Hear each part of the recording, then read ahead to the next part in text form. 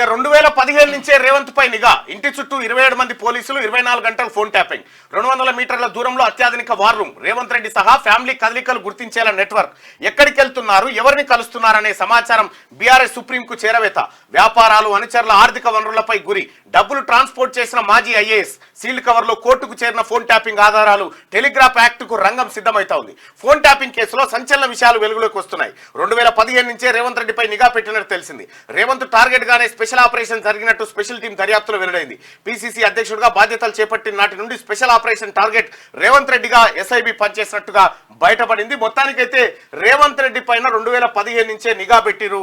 అయితే కేసీఆర్ అధికార దుర్వినియోగానికి పాల్పడుతూ ప్రజల సొమ్ముతో అధికారులకు జీతాలిస్తూ ఆ అధికారులను కేవలం తన కోసం వాడుకొని రేవంత్ రెడ్డి ఇంటి చుట్టూ 27 మంది పోలీసులను పెట్టి 24 గంటల ఫోన్ ట్యాపింగ్ చేసిరట. 24 గంటల ఫోన్ ట్యాపింగ్ చేసిరు. ముఖ్యమంత్రి గారు కూడా గతంలో చెప్పిండు, నేను ఫోన్లు ఎందుకు ఎత్తాను అనే విషయం, ఈయన ట్యాపింగ్ చేస్తాడనేది రేవంత్ రెడ్డి గారికి తెలుసు. ఫోన్ ఎందుకు వాడకూడదో ఆయనే చెప్పాడు. కాబట్టి ఫోన్ వాడకపోవడం వల్లనే రేవంత్ రెడ్డి గారు సేఫ్ జోన్లో ఉన్నారు.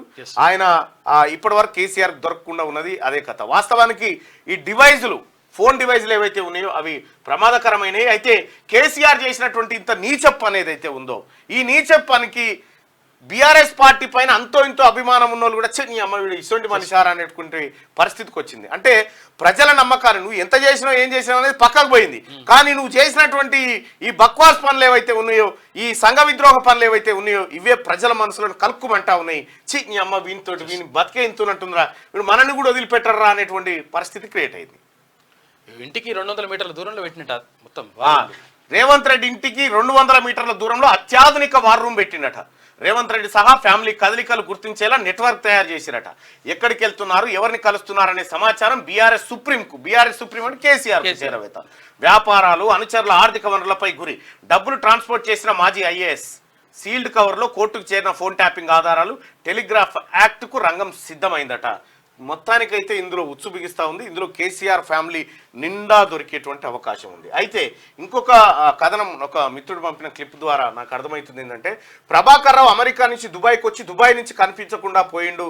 అసలు ప్రభాకర్ రావు అట ఇప్పుడు క్యాన్సర్ బూచ్గా చూపించి బెయిల్ పిటిషన్ దాఖలు చేసే అవకాశం ఉందని చెప్తా ఉన్నారు. మరి అందులో ఎంతవరకు నిజమో తెలియదు. కానీ అయితే ప్రభాకర్ రావు తొందరగా లొంగిపోతే మాకు బెయిల్ వస్తుందని జైల్లో ఉన్న వాళ్ళు అనుకుంటారట. ఇతను లొంగిపోతే మేమంతా దొరుకుతామని చెప్పి రాజకీయ నాయకులు అనుకుంటారు. మొత్తానికి అసలు ప్రభాకర్ రావును ఒకానొక దశలో ఆ పత్రికా కథనం ప్రకారం మర్డర్ కూడా చేస్తారా ఏంది, అతన్ని చంపేస్తారా ఏంది అనేటువంటి ఒక అనుమానాలు వ్యక్తమవుతా ఉన్నాయి. మొత్తానికైతే ప్రభాకర్ రావు వస్తేనే అసలు కథ బయటకు వస్తుంది. అతని పైన ఇప్పటికే లుక్అవుట్ నోటీసులు జారీ చేసిరు. సో మరి ఈ వ్యవహారం ఎటుపోతుందో చూడాల్సినటువంటి అంశం.